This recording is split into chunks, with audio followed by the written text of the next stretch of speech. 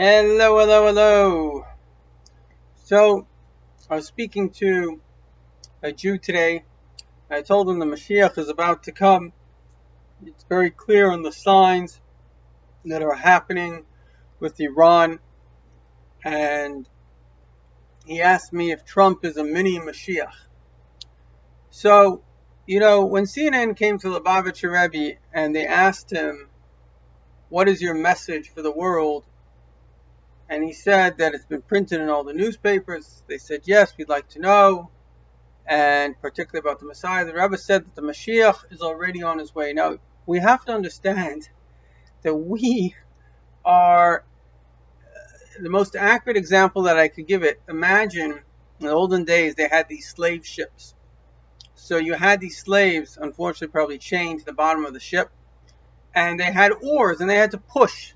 Then you had a captain on top. Now, imagine the difference between the vision of the slave. He can see nothing, he just has to push.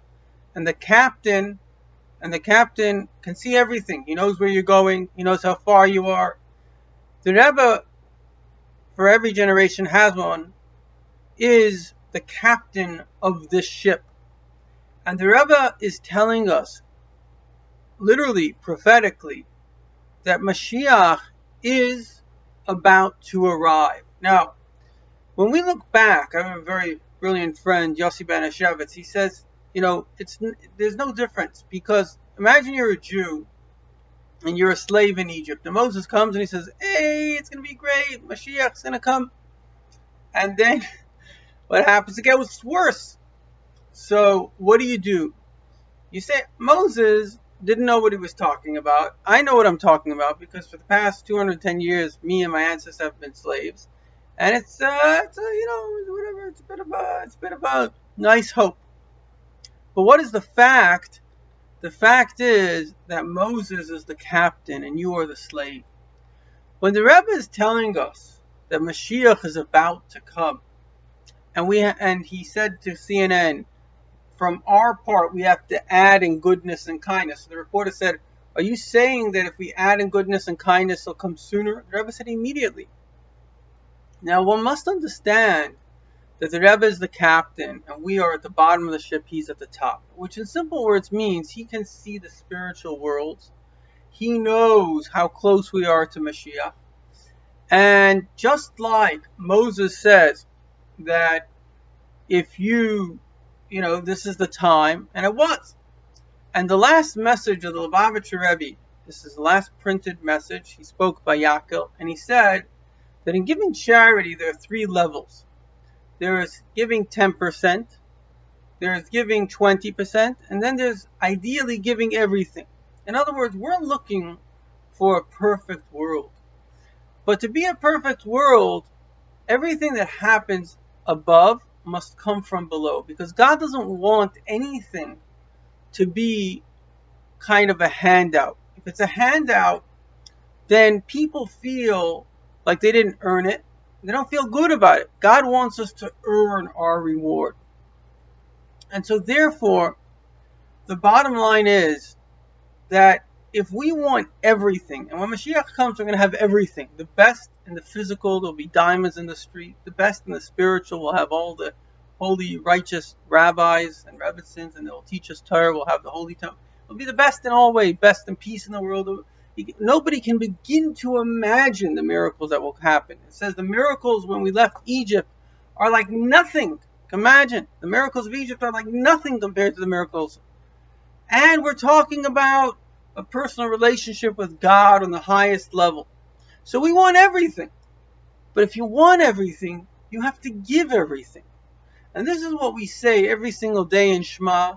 We say, V'ahavta Hashem Elokecha, you have to love the Lord your God, b'chol levavcha, with all your heart, b'chol nafshecha, with all your soul, even if you take your life. Now the Jews of our ancestors, millions upon millions, gave their lives to be Jews. They gave everything. But our job isn't to give our lives for God. Our job, is to give our lives to God. I was thinking this today. I was speaking to a man, thank God, he came from Israel, a very, very wealthy man. And I felt bad for him. Because what's the point? You go back to work, and there's somebody I know very well. So I know it's all meaningless.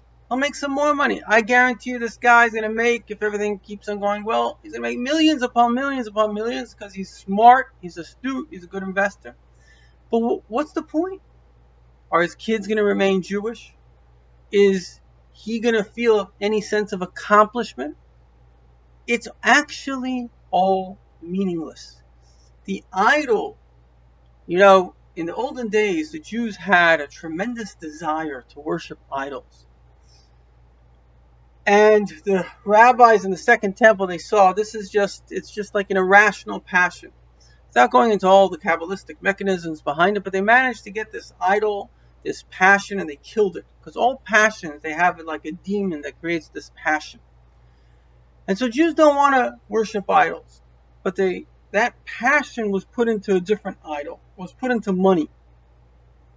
Now, it's not to say that money isn't a good thing. The Rebbe clearly advocates not only that we should be wealthy, but we should do what we can to be wealthy. However, why should we be wealthy?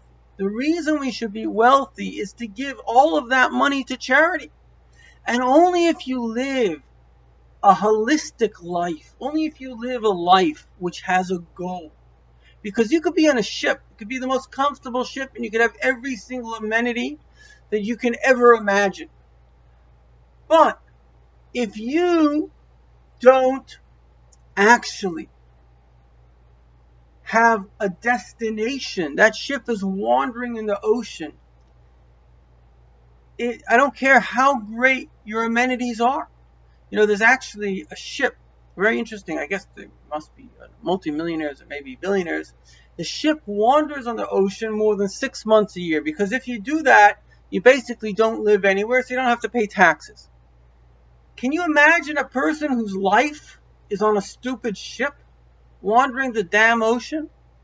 It's unbelievable. In fact, the Rebbe says that you have to wake up from the stupidities of this world. And again, the irony of Moshiach is that it's not in a different world. It's the same world, but with a purpose. There's nothing better than money if the money is there to give it away.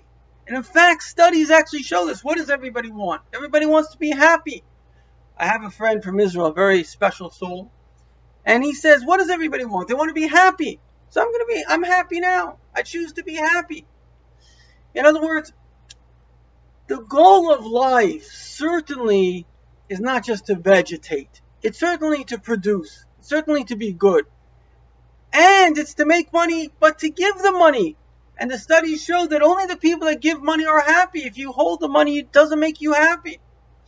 So bottom line is that if we want the Mashiach, everybody wants to know, what does it take to bring the Mashiach? Our sages say charity brings the Mashiach. But what kind of charity? You give $2? Charity means you give it all. There are millions. As we speak right now, as an organization I support, Koil Chabad.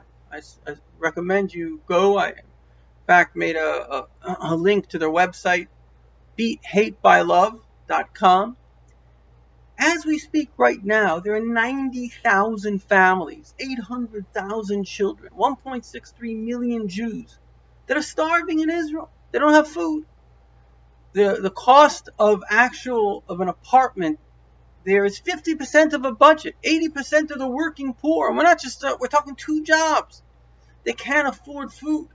And we're talking not below the poverty line of the poverty line. That's what we're talking about. And this is all based on Israeli government statistics. Then somebody else is lucky enough. God has blessed him. So what can he do? He can give his money to Koil Chabad. And that will bring the Mashiach. And if I came to you and a rabbi came to you and said, listen, I've got a solution. All you need to do is give away your money. But you think tomorrow God's not going to take care of you? In fact, it's the best investment policy. I have a friend who's a very bright guy and a good Jew, became religious. And he said whenever his business is going down, in fact, he then gives more money to charity. Because, as our sages say, aser b'shviltas is aser, give charity, especially large amounts, in order that God should make you rich. open the pipeline of infinity through your infinite giving. You'll get infinitely blessed, and you'll bring the infinite Moshiach.